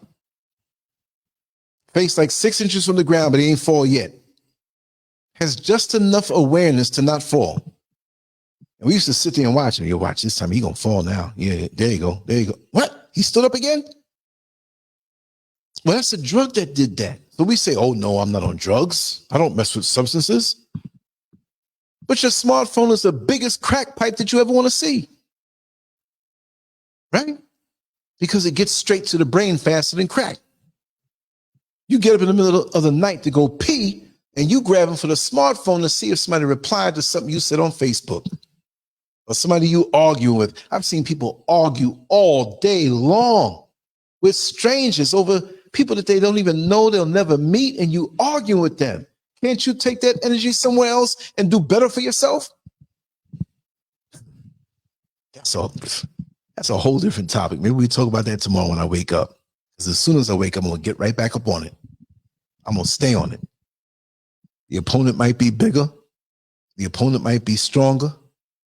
But when we get in that ring, I'm going to put my head in their chest so they can't hit me, and I'm going to wail away and just keep punching until the final bell rings. Anyway, I'm going to sign off. I didn't see the chat room as much. I just want to focus and flow. I said I was going to do an hour, and I ended up doing 2. See, I always do that. But it's never wasted time. It's never wasted energy because I love you all righteously. Even if I don't even know you, I love you. You see? And that's what it's all about. Community. Being aware that you're there and that we have to look out for each other in an unconditional way. That's the only way to go. And maybe some of my words might inspire somebody 20 years from now, whether I'm here or not. That's the bottom line. You do it because it's a continuum. Because when you were born, you couldn't feed yourself. You couldn't wipe your backside. You couldn't even walk. You were at the mercy of those who raised you.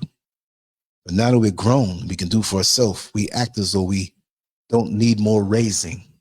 So we need our elders. And when you see them, even when some of them don't have any sense, they got something to tell you.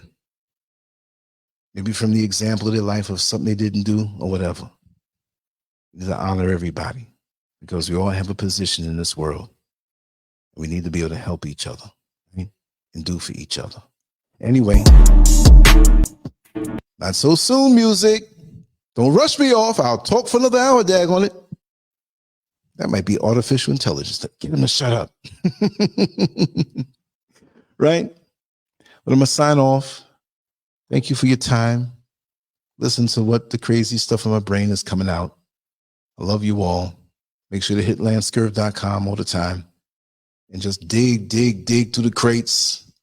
2 decades plus of content and more coming. As long as I have strength and breath, I'm going to continue doing what I'm doing. And in your own way, show us all the love from what you can do. We all have different positions in this life. And I express myself through these means. And there's other things that people do, and I respect it.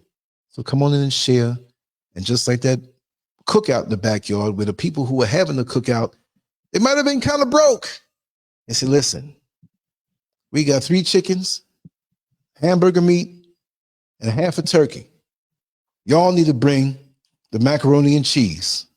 You bring the salad. And like I said the other night, everybody bring tuna salad. You have all the food now. Everybody's eating. And the one who was real broke, just bring some paper plates. You already got some, but they got to pitch something in. Sacrifice something for the greater good. We went on and enjoyed ourselves. Half our bills weren't paid, but we were going to enjoy ourselves and show that love. And it's that unity and love that always brought us through. You say you believe in a higher power, creator, whatever you want to call it, the most high, whatever. Don't you think that he wants to see his children getting along? And if you don't hold venom for each other, then he may say, okay, you can't love my child and you're my child too, but I'm going to make you feel something to bring you back and make you humble to do the right thing. Maybe that's why we're going through so much. I don't know. But if we bring back love in our community, nobody can show us hate and defeat us behind that, because our love is much stronger than hate. LANCESCURV.com, like, share, and subscribe. I'm going to see you when I wake up. I earn my rest now. I can sleep deep.